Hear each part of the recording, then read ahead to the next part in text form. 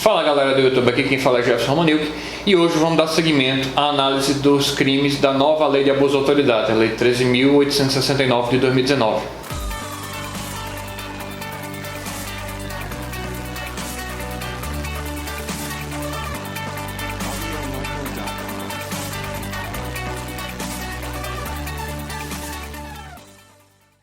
Bom galera, vamos retomar de onde a gente parou. Eu vou colocar aqui mais uma vez o quadrinho trazendo todos os crimes para a gente fazer uma análise mais objetiva em cima de cada um deles. E vamos começar pelo artigo 22 da nova Lei de Abuso de Autoridade. O artigo 22, eu vou separar ele aqui em três etapas: o caput, o parágrafo 1º e o parágrafo 2º. Vamos analisar aqui, antes de fazer a análise do próprio tipo em si, vamos fazer uma observação. Esse dispositivo, que trata da inviolabilidade do domicílio, ele já vinha previsto na antiga Lei de Abuso de Autoridade, a 4898 de 65.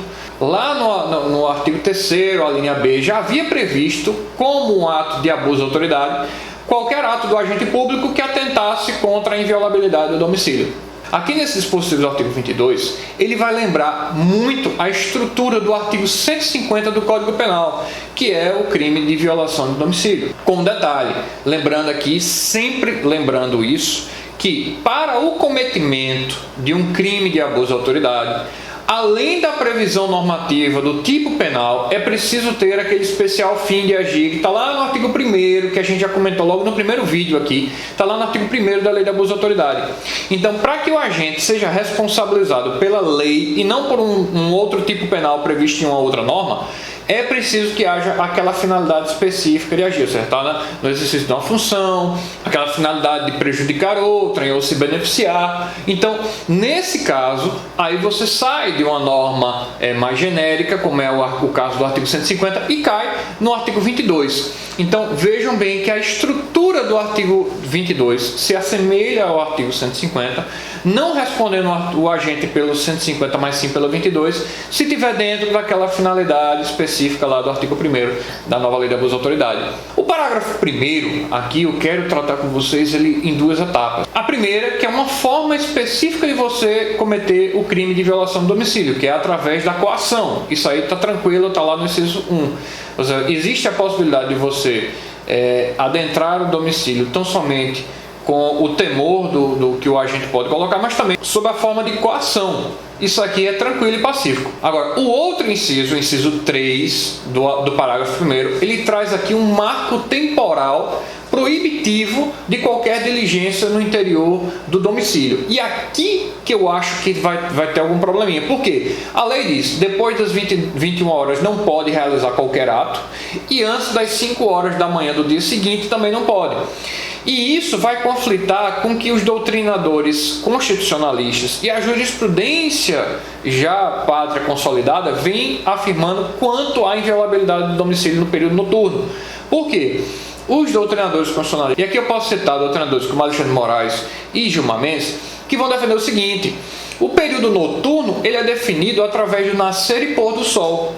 Então, após o pôr do sol, não pode haver diligência dentro de um domicílio. E antes do nascer do sol, igualmente. Então, eu, particularmente, vou me filiar a essa doutrina constitucionalista, porque você fixar um limite temporal determinado de 21 horas da noite de um dia e 5 horas da manhã do dia seguinte, você pode correr riscos aqui de ter até mesmo injustiça sendo cometida, porque em determinadas regiões do país, o dia pode amanhecer, e obviamente em determinados períodos do ano, o dia pode amanhecer antes das 5 horas ou mesmo depois das 5 horas. Então você vai ter diligências podendo ocorrer antes das 5 horas da manhã, porque o dia já amanheceu, ou só ocorrer depois das 5 horas da manhã, porque ainda não amanheceu o dia. As cidades da região norte, Nordeste, Rio Grande do Norte, Pernambuco, Paraíba, vão perceber que 9 horas da noite já é noite há muito tempo nessas cidades. O dia costuma encerrar próximo das 5h30, 6 horas da tarde. Então, fixar esse lapso temporal determinado de 21 horas de um dia e 5 horas da manhã do dia seguinte, eu não vejo muito correto. Eu acho mais coerente a doutrina constitucionalista de Gilmar Mendes e Alexandre de Moraes tendo em vista que nós vivemos num país de dimensão continental. Então, o dia amanhece de forma diferente em locais diferentes do país.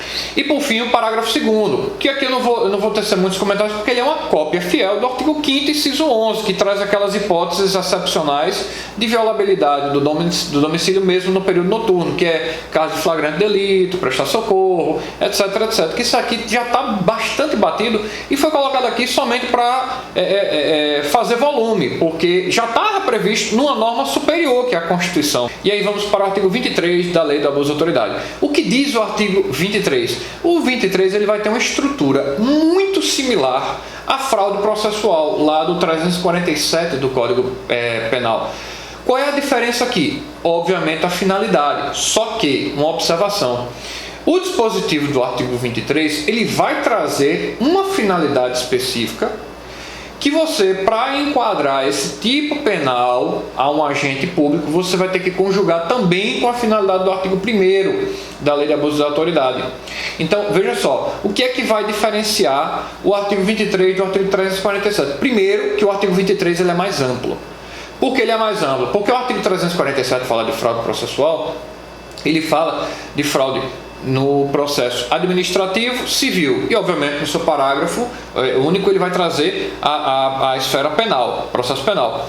Já no artigo 23, ele fala de diligência, de investigação ou processo. Então você já percebe que ele vai além do processo, pegando a fase pré-processual de investigativa. É possível a inovação artificiosa na fase inquisitorial, na fase do inquérito, né? Coisa que a fraude processual, o tipo penal já não se mostra compatível com essa fase pré-processual. Então o artigo 23 é mais amplo.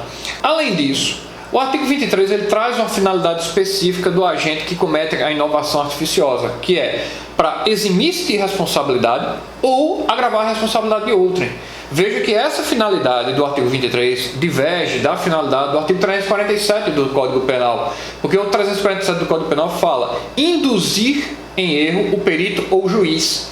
Então, o que é que vai diferenciar na hora de enquadrar um agente público no artigo 23 ou no artigo 347? É o especial fim de agir. Se ele está ali com a finalidade de eximir-se de responsabilidade, né, e ele está se valendo do cargo para isso, você vai ter o 23 da nova Lei de Abuso de Autoridade. Se por acaso ele está tentando induzir em erro o juiz ou o perito, aí você vai ter o 347 do Código Penal. O artigo 24 da nova Lei de Abuso de Autoridade vai trazer um crime que não havia previsão na lei antiga de abuso de autoridade, que é o constrangimento para admissão hospitalar de pessoa em óbito. E como é que se dá essa conduta? O agente, tentando modificar o local ou o momento do crime, ele tenta constranger um funcionário de um hospital a dar entrada em um paciente que já está em óbito, já está falecido, né? Esse tipo penal trazido na nova Lei de Abuso de Autoridade, ele guarda uma certa relação com o artigo 146 do Código Penal, que é o crime de constrangimento ilegal. Qual vai ser a grande sacada para diferenciar um do outro? Mais uma vez, o 146 do Código Penal ele vai ficar meio que subsidiário. Porque para você caracterizar o artigo 24 da Lei Nova de Abuso de Autoridade, você tem que ter aquele especial fim de agir, que nesse caso do artigo 24, ele vai se mostrar na finalidade especial do agente de modificar, alterar o momento do crime ou o local do crime. E no mais, não resta muita dúvida sobre a caracterização desse crime. O que vai caracterizar se ele entra ou não na Lei de Abuso de Autoridade é a finalidade do agente no momento da sua conduta. O artigo 25, que trata da obtenção ou uso de prova manifestamente ilícita, ele não é um dispositivo difícil de entender, né? E assim, a crítica que eu faço a esse dispositivo é porque ele fere um pouco a taxatividade, a certeza da lei penal. Por quê? Ele prevê, assim como vários outros dispositivos da Lei de Abuso de Autoridade, termos muito vagos para a caracterização do crime. Então, nesse crime aqui, o que é que ele vai dizer? Obtenção ou uso de prova manifestamente ilícito. O que é manifestamente ilícito? Vai depender muito da interpretação do julgador, né? Então, o que é manifestamente ilícito fica muito incerto, fere a certeza da lei.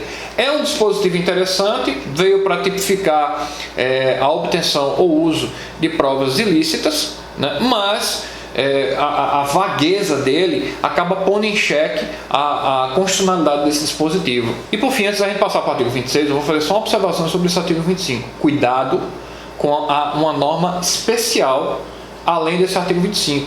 Porque lá no artigo 41 da nova lei da abuso de autoridade foi previsto uma modificação num crime lá da lei de interceptação telefônica. Então, se o agente obtém uma prova ilícita por meio de uma escuta ambiental ou interceptação ilícita, o crime cometido pelo agente não vai ser o artigo 25 da nova lei de abuso de autoridade, mas sim o crime do artigo 10 da lei 9296, que é a lei de interceptação telefônica. O artigo 26 foi vetado, vamos para o artigo 27. O artigo 27 ele vai prever aqui o crime de requisição de instauração de procedimento sem indício suficiente para a sua instauração. Esse dispositivo, eu vou fazer questão de ler aqui com vocês, porque eu vou fazer umas críticas sobre tanto a inconstitucionalidade quanto a inconvencionalidade desse dispositivo. Diz ele o seguinte: requisitar a instauração ou instaurar procedimento investigatório de infração penal ou administrativa em desfavor de alguém à falta de qualquer indício da prática de crime, de ilícito funcional ou de infração administrativa. Veja só, aqui claramente a intenção do legislador foi de incutir um temor nos agentes de combate mesmo à criminalidade, tanto o delegado quanto o promotor, de tomar cautelas maiores ou mesmo inibir esses membros de proceder à investigação. Por quê? Muitos dos fatos que são narrados para o Ministério Público, né, ou mesmo para a autoridade policial, o delegado de polícia, são feitos sob forma de denúncia anônima. Então, quando chega uma denúncia anônima, seja na delegacia, seja no Ministério Público, há a necessidade de se instaurar um procedimento para se investigar aquela denúncia. Essa necessidade, ela é essencial, porque eu não tenho como investigar sem um procedimento. É até pior, eu investigar sem um procedimento, eu estou investigando sorrateiramente. Então, chega uma denúncia anônima, a primeira coisa que eu tenho que fazer é instaurar, no âmbito do Ministério Público, que a gente chama de notícia de fato. E em cima dessa notícia de fato, eu vou investigar se aquela notícia, se aquela denúncia anônima tem algum cunho de verdade ou não. Mas a notícia de fato, em si mesma, já é um procedimento de investigação do Ministério Público. E esse dispositivo, da forma como foi posto aqui, é um claro intuito do legislador de impedir até mesmo essa atuação do membro do Ministério Público. Eu falei de uma inconvencionalidade e de uma inconstitucionalidade. A inconvencionalidade, ela diz respeito à Convenção da ONU de Combate à Corrupção, que foi recepcionada no Decreto 5687 de 2006, aqui no Brasil. Ela prega que os Estados partes eles devem implementar todos os esforços necessários ao combate à corrupção. E esse tipo de dispositivo claramente vai no sentido contrário. Veja que o dispositivo do artigo 27 ele é extremamente vago. Ora, quem é que vai dizer que o indício não tinha qualquer indício, a falta de qualquer indício? Que a denúncia anônima não pode ser comparada a um indício ou que a denúncia anônima é um indício válido. Então isso fica muito vago, muito incerto para a atuação tanto do Ministério Público como da autoridade policial. E isso vai de encontro ao que prega a Convenção das Nações Unidas, o que faz com que esse dispositivo seja de duvidosa convencionalidade. Estaria supostamente violando essa convenção. Além disso, é também de duvidosa constitucionalidade, porque o artigo 127 e o 129 da Constituição trazem as atribuições do Ministério Público, dentre eles justamente essa parte investigativa. Então, você impedir que o Ministério Público atue na forma investigativa, você torna esse dispositivo, de certa forma, violado pela Lei 13.869. E arrematando a questão da inconvencionalidade e da inconstitucionalidade, eu cito aqui também a súmula 611 do STJ, que vai trazer a possibilidade de você investigar com base em denúncia anônima. né? Então, assim, esse dispositivo 27, ele se mostra de duvidosa constitucionalidade. Partindo aqui para a análise do artigo 28, o artigo 28 é bem tranquilo, bem simples de entender, né, que é divulgação de gravação, mas não é a divulgação da gravação que esteja relacionada com o fato investigado. E sim, a divulgação de gravação não tem nada a ver com o fato. Por exemplo, eu estou investigando um crime de lavagem de capital, né, lavagem de dinheiro, e aí numa gravação eu pego o investigado com um caso amoroso com sua amante no motel. Se eu divulgo essa gravação, que não tem nenhuma pertinência com a minha investigação, eu estarei cometendo abuso de autoridade do crime previsto no artigo 28 da nova lei, desde que também esteja relacionado com o artigo 1º, com aquela finalidade específica de agir. Porque esse dispositivo, da forma como está aqui, ele é previsto apenas na modalidade dolosa. Se eu agir de forma culposa, eu não estou incorrendo nesse tipo de crime. Então, para caracterizar, além da minha divulgação ser intencional e de trecho que não tenha nenhuma relação com o crime, eu tenho que estar me valendo daquela finalidade de agir do artigo 1º da nova lei da abuso de autoridade. O artigo 29 ele tem uma peculiaridade que eu gostaria também que vocês se atentassem quando fosse analisar esse dispositivo. O artigo 29 ele fala da prestação de informação falsa. E aí, da leitura desse dispositivo, pode ser que vocês lembrem do artigo 339 do Código Penal, que é a denunciação caluniosa. Mas aqui há umas diferenças que eu preciso mencionar para vocês. A primeira aqui diz respeito ao sujeito do crime. Quem pode cometer? No caso do artigo 339, é um crime que pode ser praticado por qualquer pessoa, independente de ser ou não agente público. Já o artigo 29 só pode ser cometido por agente público. Então, essa é a primeira distinção do dispositivo. A segunda é que no 339, na denunciação caluniosa, faz-se necessário que aquele depoimento, aquela declaração, ela dê início a um procedimento, seja judicial, seja investigativo, seja no âmbito da administração pública ou no âmbito civil. Mas ele tem que servir como estopim para deflagrar o procedimento. Já no artigo 29 não há essa necessidade. A mera declaração falsa com o interesse de prejudicar outrem já vai caracterizar o crime do artigo 29. Então, há pontos similares, mas também há pontos de divergência entre esses dispositivos que eu preciso que vocês estejam atentos. O 29, ele só pode ser praticado por agente público e não precisa servir de estopim para qualquer procedimento. O 339, sim. O artigo 30, ele vai trazer aqui mais um tipo penal de duvidosa constitucionalidade e que paira também uma suspeita de inconvencionalidade sobre ele, por estar tentando tolher a atividade ministerial no que diz respeito à persecução penal ou civil, né, por parte do Ministério Público. O que é que ele diz aqui? Esse dispositivo do artigo 30 já vai trazer uma suspeita enorme aqui. O que é justa causa? Quer dizer, a gente tem um termo muito vago para você definir aqui o que é justa causa. Se eu entro com uma ação de improbidade administrativa contra um agente público, certo? E essa ação ela é rejeitada pelo juízo quando daquela análise preliminar. Isso por si só caracterizaria a ausência de justa causa sobre a minha persecução a ponto de me sujeitar ao artigo 30.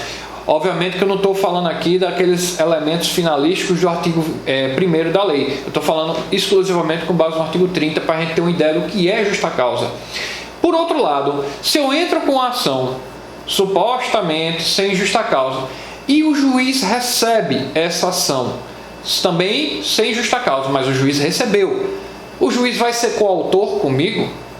Então, assim, há uma dúvida muito grande. E isso ataca também a constitucionalidade desse dispositivo por falta da certeza, da lex certa, né, da lex taxativa, né, da lei taxativa. Então fere muito a questão da certeza por conta desse termo muito vago. O que é justa causa? Justa causa é o que está na minha cabeça, justa causa é o que está na cabeça do juiz. E outra coisa, aqui fala um outro elemento que é dificílimo de se comprovar, que é de quem sabe inocente. Quer dizer, além de eu estar entrando com um procedimento, uma persecução civil ou penal, ou mesmo administrativa, né, sem justa causa, eu deveria estar entrando contra quem eu sei que é inocente. Então é muito difícil você chegar a uma definição justa e satisfatória desse dispositivo. Então eu acho que esse dispositivo também peca sobre a questão da constitucionalidade, não apenas por estar tolhendo as atribuições do Ministério Público do artigo 127 e 129, mas também por ferir princípios do direito penal, como a taxatividade, a lei certa, aquele axioma, né, da lei certa. Então eu acho que esse dispositivo também peca por vício de constitucionalidade e inconvencionalidade com base naquela mesma convenção da ONU de combate à corrupção. O artigo 31 é um artigo pitoresco. Ele vai punir aqui a demora injustificada na investigação. Ou seja, se por acaso demorar demais na investigação, vai estar cometendo abuso de autoridade. Só que há casos extremamente complexos, como a gente está vendo nos noticiários, aquela questão das rachadinhas na Assembleia Legislativa do Rio de Janeiro, que é impossível você tocar uma investigação rápida, você finalizar essa investigação em poucos dias. E há investigações simples que você inquestionavelmente vai estar cometendo um abuso de autoridade se você investigá-las por 2, 3 anos. Então é muito subjetivo esse dispositivo. É muito difícil dizer que a investigação ela está passando muito do tempo certo para acabar. Cada investigação vai ter seu grau de complexidade. Não dá para tratar a investigação penal, principalmente a penal, sob um prisma matemático. Não dá. Já tentou se criar aquela tese de 81 dias, que seria o máximo para uma prisão preventiva, mas obviamente isso não vingou, porque cada caso é um caso. Cada caso tem suas peculiaridades, seu número de réus, seu número de fatos a serem investigados, as condutas e as formas que elas foram praticadas também para ser investigadas. Então não dá para, em poucos dias, resolver um caso de extrema complexidade e vice-versa. Não dá para arrastar por muitos dias um caso de complexidade baixa ou baixíssima. O artigo 32 da nova lei de abuso de autoridade, ele vai trazer aqui a negativa de acesso aos autos da investigação. Esse dispositivo, ele não está trazendo nada novo no ordenamento jurídico, porque isso já era um entendimento consolidado há muito tempo, virou inclusive súmula vinculante. O que está havendo aqui de novidade é que essa conduta que a gente já sabia que não poderia acontecer, que era uma conduta errada, você negar os autos de uma investigação a um advogado, por exemplo, a um investigado, você estaria cometendo um ato ilícito. Agora, a novidade é que esse ato ilícito virou crime na nova lei de abuso de autoridade. Só que esse fato típico previsto no artigo 32 tem que ser analisado em conjunto com a súmula vinculante 14 do Supremo Tribunal Federal, que diz o quê? Não é possível negar os autos de uma investigação a quem de direito, ao investigado, a seu advogado. Entretanto, aquelas diligências que estão em curso, uma interceptação telefônica, uma iminência, por exemplo, de uma busca e apreensão, esses procedimentos podem sim ser negados, até mesmo para que não haja prejuízo na realização dessa diligência. Então, o artigo 32, ele já existia antes do nosso ordenamento. A novidade é que ele está como crime agora, na nova lei de abuso de autoridade, e ele vai ser analisado em conjunto com a súmula vinculante 14 do Supremo Tribunal Federal. Bom, gente, já vimos aí mais de 10 artigos, né, da nova lei de abuso de autoridade. Eu vou encerrando esse vídeo por aqui para não ficar muito extenso. E já fazendo um convite para o próximo vídeo, que com certeza vamos encerrar essa lei de abuso de autoridade e partir para um novo tema, aí desbravando essas novas leis que estão surgindo no nosso ordenamento jurídico. Eu vou ficando por aqui. Se você gostou do vídeo, dá um like. Se não é inscrito, se inscreve e ativa o sininho para receber notificações de novos vídeos. E a gente vai se vendo nos próximos vídeos. Fui!